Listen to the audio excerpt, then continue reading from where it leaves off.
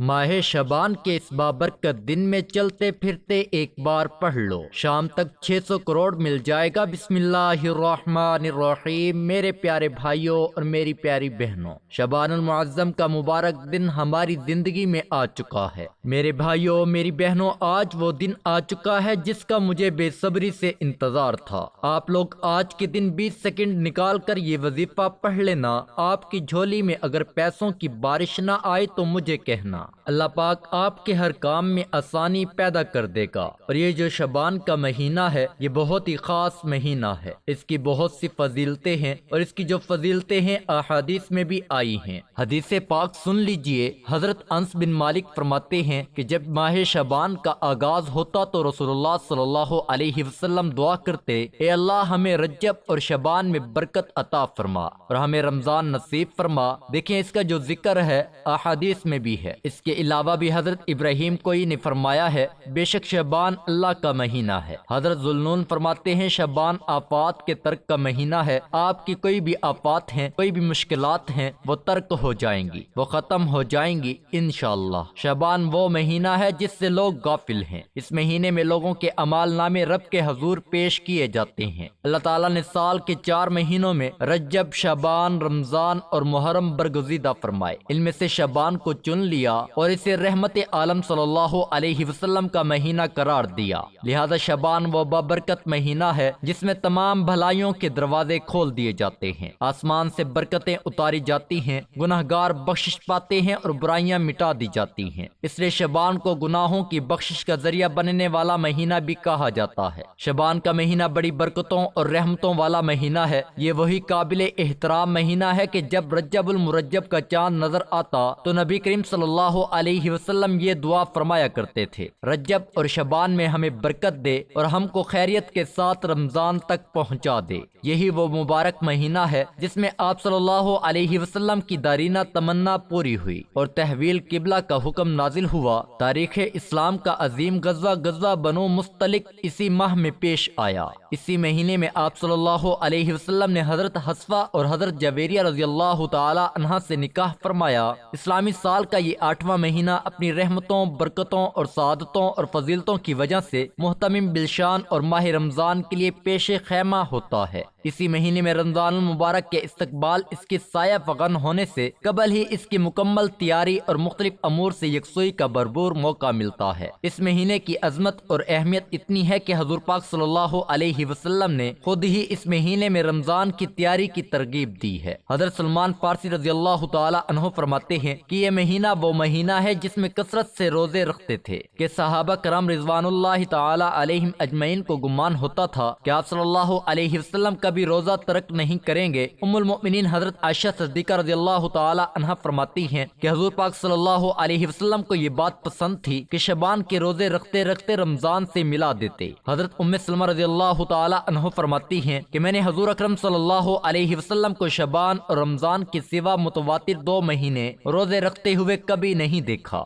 شعبان اسلامی سال کا 8واں مہینہ ہے جس کی فضیلت اور برکت بہت زیادہ ہے۔ شعبان عربی میں پھیلانے اور شاخ در شاخ ہونے کو کہتے ہیں، کیونکہ اس مہینے میں بھی اللہ تعالیٰ کی طرف سے نفلی روزے رکھنے اور نیک عمل کرنے والوں کو شاخ در شاخ برابر بڑھنے والی نیکی اور خیر و بلائی کا موقع میسر آتا ہے، اس لیے اس مہینے کو شعبان کہا جاتا ہے۔ حضرت انس بن مالک رضی اللہ تعالی عنہ کے حوالے سے یہ بیان فرمایا ہے کہ روزہ دار کے نیکیوں کے ثواب میں درخت کی شاخوں کی طرح اضافہ ہوتا ہے، کیونکہ شعبان کے مہینے میں بہت سی نیکیاں تقسیم کی جاتی ہیں جیسے رمضان کے مہینے میں گناہ جلا دیے جاتے ہیں، اسی وجہ سے اس کو شعبان کہتے ہیں۔ اللہ تعالیٰ نے انسان کی زندگی کو بڑا قیمتی بنایا ہے، اس کو اپنی رحمت خاصہ اور برکت تامہ سے نوازنے کے لیے مختلف مواقع عطا فرمائے ہیں۔ پہلی امتوں کی عمر لمبی اور جسمانی قوت مضبوط ہوتی تھی، اس کے مقابلے میں امت محمدیہ کی عمریں بھی بہت کم ہیں اور صحت کے اعتبار سے بھی کمزور ہیں۔ اس کے لیے اللہ تعالیٰ نے اپنے محبوب کے طفیل آپ صلی اللہ علیہ وسلم کی امت کو خاص انعامات اور اعزازات سے نوازا ہے کہ محنت تھوڑی اور بدلہ لامحدود بے بے انتہا اجر و ثواب کی سعادت اس امت کو حاصل ہے، کیونکہ شعبان کا مہینہ رمضان کا مقدمہ ہے،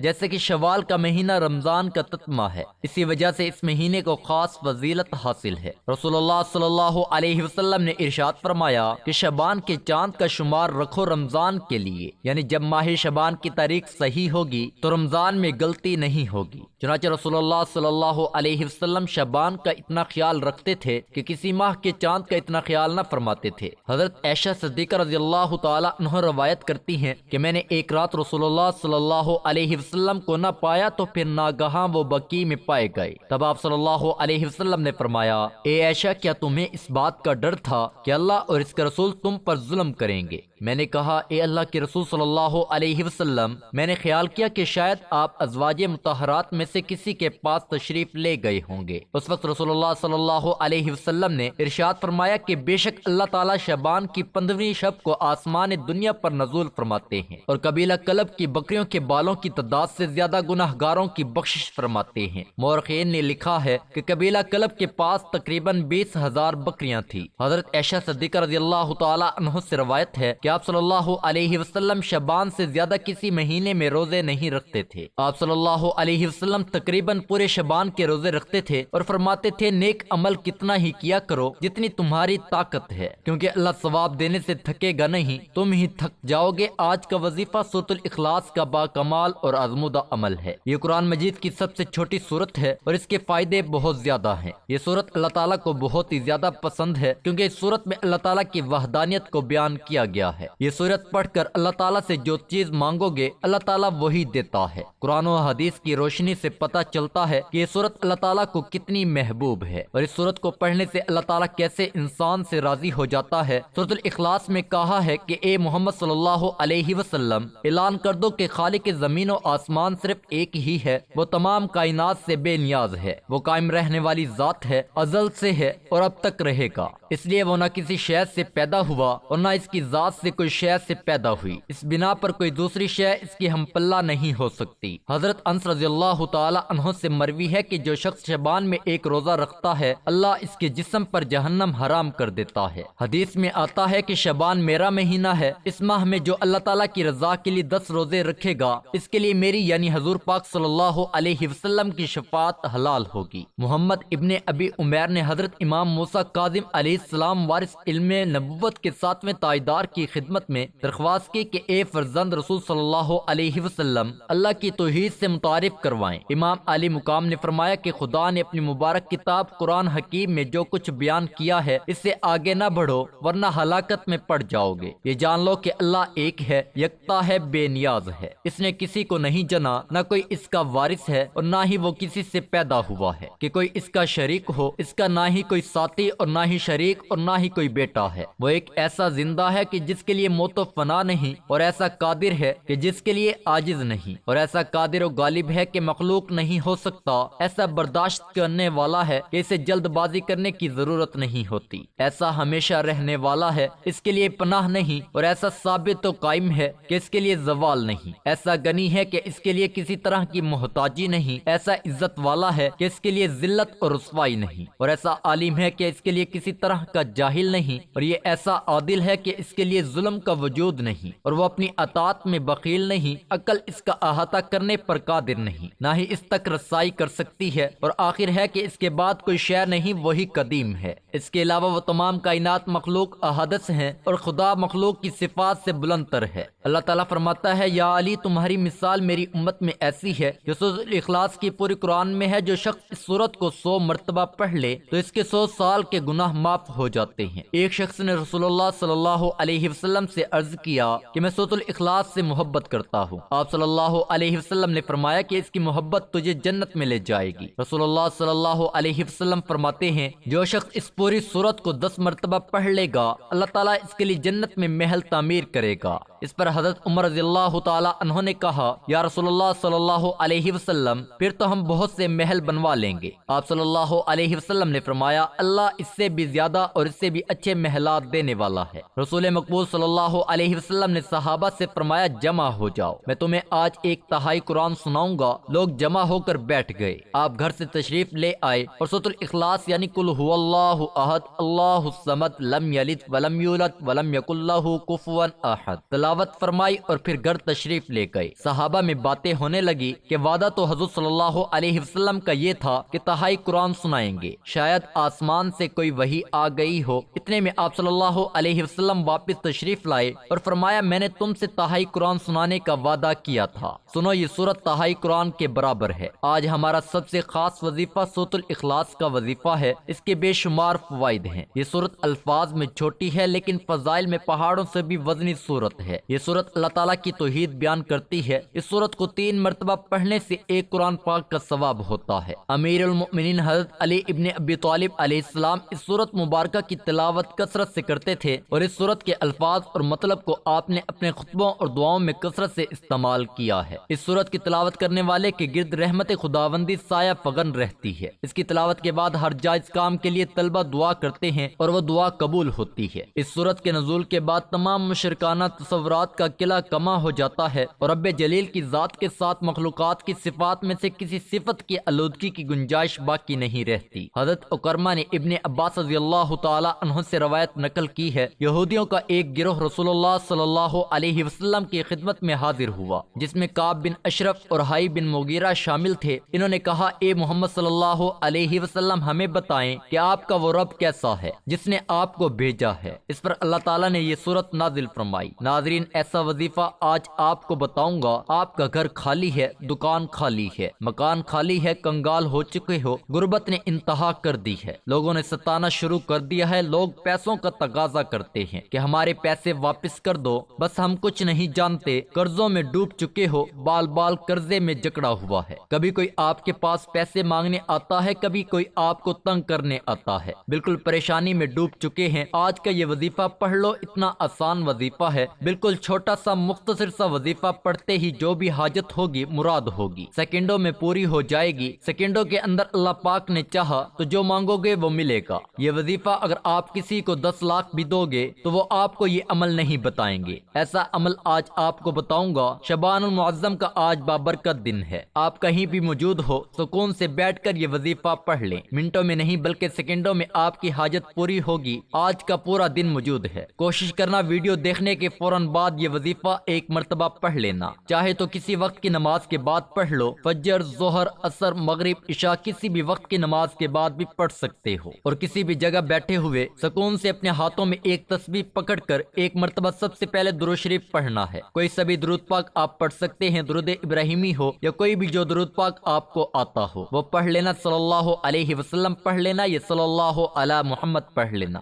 ناظرین ایک مرتبہ درود پاک پڑھ کے یہ خاص غیبی دولت والا وظیفہ یہ عمل شروع کر دینا، اور براہ کرم اب تک ویڈیو کاٹی ہے تو اب ویڈیو مکمل دیکھنا تاکہ آپ کو عمل کی سمجھ آ سکے۔ میں نے ہمیشہ آپ کو وظائف بتائے ہیں جو ہمیشہ سے میں خود بھی پڑھتا ہوں، آزمودہ وظائف ہیں۔ ایک مرتبہ آپ نے درود شریف پڑھ لیا، پہلا وظیفہ بڑا کمال کا وظیفہ ہے اور بڑا مجرب وظیفہ ہے۔ اس وظیفے کو آپ لوگوں نے اپنی زندگی میں بے شمار مرتبہ پڑھا ہوگا، شاید کوئی ایسا شخص ہو دنیا میں جس نے اس وظیفے کو نہ پڑھا ہو، اور بالکل آسان سا وظیفہ ہے جس میں 2-3 وظائف ملا کر آپ کو پڑھنے ہیں۔ پہلے نمبر والا وظیفہ آپ کو پڑھ کے بتانے لگا ہوں، بالکل آسان سا وظیفہ ہے۔ انشاءاللہ میرے پیارے بھائیوں، میری پیاری بہنوں، جھولیاں اٹھا کر دعائیں دو گے۔ آپ کا یہ وقت ضائع ہو جائے تو پھر مجھے کہنا۔ آپ کو جو عمل بتاؤں گا انشاءاللہ تقدیر کے بند دروازے نہ کھل جائیں، اللہ پاک نے چاہا تو 1 منٹ میں کھل جائیں گے، اللہ پاک نے چاہا تو ہر حاجت، ہر مراد سیکنڈوں میں پوری ہو جائے گی۔ دوستو ایک مرتبہ میرے ساتھ بھی درود شریف پڑھ لیں۔ اللہم صلی علی محمد وعلی آل محمد کما صلیت علی ابراہیم وعلی آل ابراہیم انک حمید مجید۔ اللہم بارک علی محمد وعلی آل محمد کما بارکت علی ابراہیم وعلی آل ابراہیم انک حمید مجید۔ سب سے پہلے ایک مرتبہ درود شریف پڑھ لیا آپ نے تو پہلا وظیفہ بالکل آسان سا وظیفہ ہے، 2 وظائف ملا کر پڑھنے ہیں۔ پہلے نمبر پر دونوں اسم اعظم ملا کر پڑھیں گے تو 1 شمار ہوگا۔ کس طرح پڑھنا ہے یہ آپ لوگ سمجھ لیں۔ سب سے پہلے نمبر پر ایک بار پڑھیے گا یا رزاقو یا مالک، مالکو کو ملا کر پڑھا تو ایک بار ہو گیا، یا رزاقو یا مالکو کو ملا کر پڑھا تو 2 بار ہو گیا، یا رزاقو یا مالکو کو ملا کر پڑھا تو 3 بار ہو گیا۔ اس طرح آپ نے 11 مرتبہ پڑھ لینا ہے۔ اب سیدھے ہاتھ پر پڑھ لیں، زبانی گنتی کر لیں، جیسے آپ کو بہتر لگے۔ آپ لوگ ان وظائف کو پڑھنا شروع کر دیں۔ ناظرین، پہلے نمبر والا وظیفہ 11 مرتبہ جیسے ہی پڑھ لیں تو اسی وقت آپ نے دوسرا وظیفہ آپ نے پڑھنا شروع کر دینا ہے۔ یہ پورا عمل یاد رکھیے گا، ایک ہی وقت میں ایک ہی جگہ پر بیٹھ کر ایک ساتھ عمل کرنا ہے۔ اور براہ کرم پوری ویڈیو دیکھنا، پورا عمل سمجھنا، پھر جانا، تاکہ آپ کو اس ویڈیو کو دیکھنے کے بعد عمل سمجھ میں آ جائے۔ صحیح طرح عمل کریں اور فوری طور پر اپنی زندگی میں خوشیاں، حاجتیں، مرادیں پوری ہوتی ہوئی دیکھیں۔ ایک بار درود پاک پڑھ لیا، پہلا وظیفہ یا رزاقو کو یا مالکو آپ نے 11 مرتبہ پڑھ لیا تو فوراً دوبارہ سے اپنے ہاتھوں میں ایک تسبیح پکڑ لیں۔ اگر آپ کے پاس تسبیح موجود ہو تو تسبیح پر پڑھ لیں، تسبیح نہ ہو تو سیدھے ہاتھ پر زبانی گنتی کر کے دوسرے نمبر والا وظیفہ بڑا ہی خاص وظیفہ ہے اور بڑا ہی مجرب وظیفہ ہے۔ اور براہ کرم جو وظیفہ جتنی تعداد میں بتایا جا رہا ہے اتنی ہی تعداد میں آپ کو پڑھنا ہے۔ کوئی بھی وظیفہ آپ لوگ اگر ایک کم پڑھ دیں گے یا زیادہ پڑھیں گے تو اس میں پھر وظیفے کا اثر نہ رہے گا۔ دوسرے نمبر پر آپ کو جو وظیفہ پڑھنا ہے یہ وظیفہ ہے سبحان اللہ و بحمدہ سبحان اللہ العظیم، سبحان اللہ و بحمدہ سبحان اللہ العظیم، سبحان اللہ و بحمدہ سبحان اللہ العظیم۔ اور یہ وظیفہ بھی آپ ساتھیوں کو 11 مرتبہ پڑھ لینا ہے۔ دوسرے نمبر والا وظیفہ بھی 11 مرتبہ ہی آپ کو پڑھنا ہے، اور جب پڑھ لیں تو جلدی سے تیسرے نمبر والا اور آخری نمبر والا وظیفہ سمجھ لیں کون سا کرنا ہے۔ اس عمل میں، اس خاص عمل میں یہ وظیفہ بالکل مختصر سا، آسان سا وظیفہ ہے۔ یہ وظیفہ ہے سورۃ الاخلاص کا۔ ناظرین، 7 مرتبہ آپ کو سورۃ الاخلاص پڑھنی ہے۔ بسم اللہ الرحمن الرحیم، قل هو اللہ احد اللہ الصمد لم یلد ولم یولد ولم یکن لہ کفوا احد۔ سورۃ الاخلاص پڑھ لیں تو فوراً ایک مرتبہ درود پاک پڑھ لیں جو آپ نے شروع میں پڑھا تھا، اور درود پاک پڑھنے کے فوراً بعد اللہ پاک سے جتنی بھی آپ کی حاجت ہو، مراد ہو، پریشانی ہو، اس کے لیے خوب دعائیں مانگیے گا۔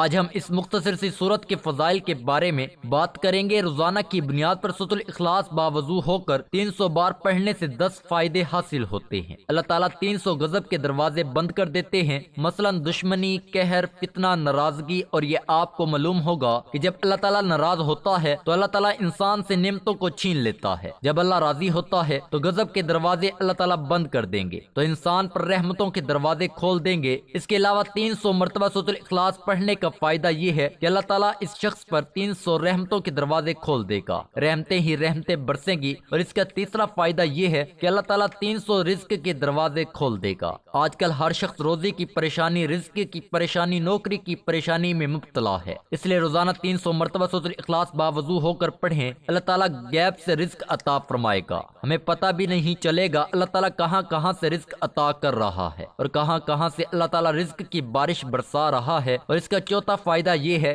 کہ اللہ پاک اپنے غیب سے آپ کو رزق عطا کرے گا۔ اور اس کا پانچواں فائدہ یہ ہے میرے پیارے بھائیوں، میری پیاری بہنوں، 70 مرتبہ قرآن پاک پڑھنے کا ثواب ملے گا۔ اور اس کا چھٹا فائدہ یہ ہے کہ 70 سال کے گناہ اللہ پاک معاف فرما دیں گے۔ اور ساتواں فائدہ یہ ہے کہ اللہ پاک جنت میں بنگلے عطا فرمائے گا اور ہر بنگلے کے 70,000 دروازے ہوں گے۔ اور 8واں فائدہ اس کا یہ ہے کہ 3000 رکعت نفل پڑھنے کا ثواب ہوگا۔ اور 9واں فائدہ یہ ہے کہ جب بھی مرے گا جنازے میں 1,00,000 فرشتے شمولیت کریں گے انشاءاللہ۔ ناظرین، وہ یہ وظائف ہیں جو ہم تک پہنچے، ہم نے آزمائے۔ ابھی بہت سارے فائدے ایسے ہیں جو ابھی تک پوشیدہ ہیں، صرف اللہ کی ذات جانتی ہے، تو اس لیے اس وظیفے کو ضرور اپنائیں۔ اس کے علاوہ آخر میں ناظرین آپ نے اللہ پاک سے رو رو کر، گر گڑا کر دعا کرنی ہے، اے اللہ ہماری پریشانیوں کو دور فرما دے، اے اللہ جو بیمار ہیں انہیں شفائے کاملہ عاجلہ عطا فرما، میرے اللہ جو ہسپتالوں میں داخل ہیں، جو گھروں میں بیمار ہیں، تمام کو شفا عطا فرما، اے اللہ جو بے اولاد ہیں انہیں اپنے خزانوں میں سے نیک اور صالح اولاد عطا فرما، اے اللہ جن کے جو کام رکے ہوئے ہیں وہ پورے فرما دے، اے اللہ بچھڑے ہوئوں کو ملا دے، اے اللہ شادی شدہ جوڑوں میں محبت اور خلوص پیدا فرما دے اور ان کی زندگیوں میں برکت ڈال دے، اے اللہ تمام لڑکے اور لڑکیوں کے نصیب اچھے کر دے، اے اللہ جو قرض کے بوجھ تلے دبے ہوئے ہیں ان کا قرض جلد سے جلد عطا کروا دے، اے رب العالمین شیطان سے ہماری حفاظت فرما دے، اے اللہ حلال رزق کمانے کی توفیق عطا فرما دے،